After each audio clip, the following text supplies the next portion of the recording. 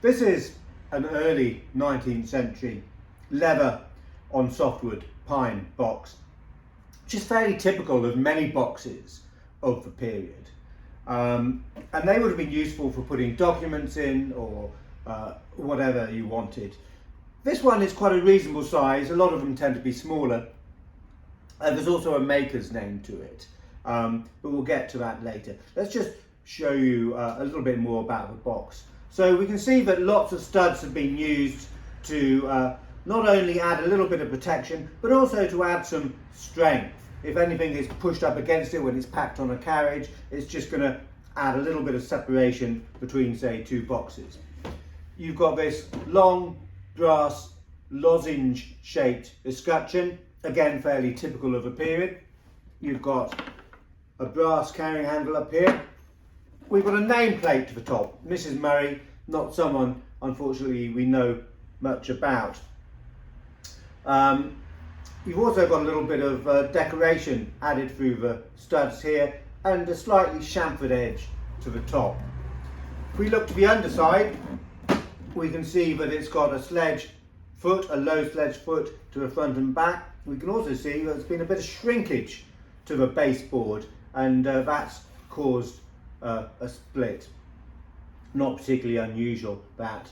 The leather, as you can see, has been wrapped around the edge and it's underneath the sledge feet there. To the back, the lid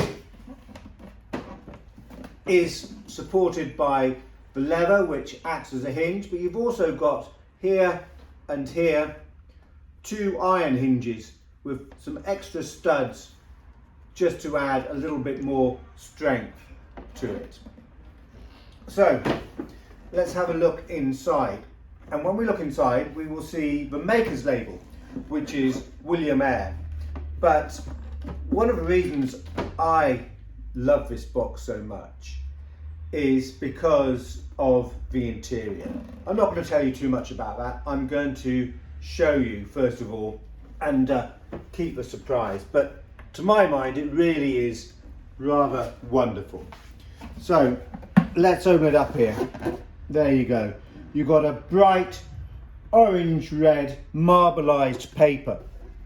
Now lots of these boxes would have been lined either with newsprint which had been overprinted, or else plain white paper which might have been overprinted in a very basic pattern like little crosses or dots in a single colour, quite often blue. They spent a little bit more money on the paper for the interior of this box. We have seen marbleized paper on other boxes, but they tend to be fairly demure colours. The orange of the marbleized paper on this really sings. It's really alive and is really quite unexpected. So if we come in a little bit closer, we can see the maker's label, which is William Eyre. Now, William Eyre was born in 1791, and he took over his father's business, Isaac Eyre, in 1814. Previously, before that, the business had been Driver and Eyre, and they were established probably around about 1794. We don't have an exact date.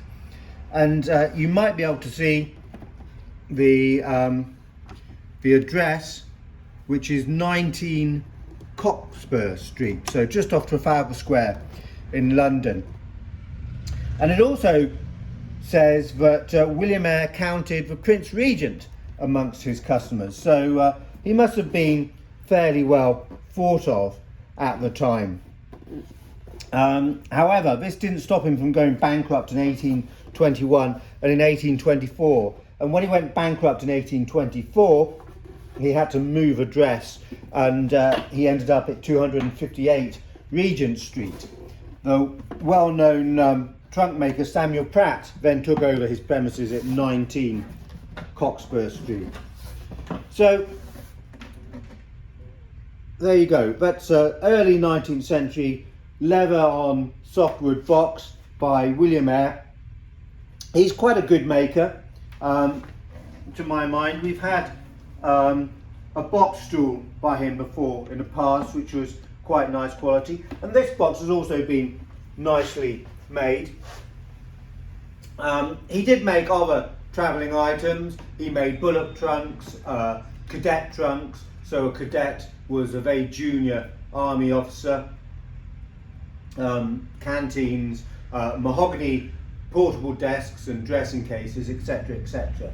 So quite a good early 19th century box maker, trunk maker, situated in the heart of London, 19 Cockspur Street.